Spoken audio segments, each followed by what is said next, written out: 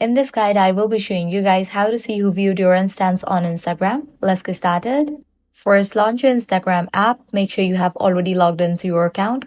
Now navigate to the conversations page. Once you're over here, at the right hand side, you're gonna find the instance icon. Click on that. Once it opens up, you'll need to click on this icon given at the top right.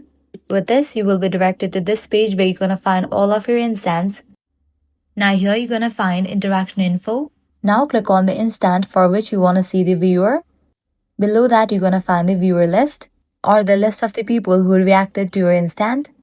Keep in mind, viewers will only appear while the instant is active or recently shared, and visibility may depend on your privacy settings and whether you shared it with your close friends or mutual followers. So that's a wrap for this video. This is how you can easily see who viewed your instant on Instagram. If this guide was helpful, do not forget to like, share, and subscribe.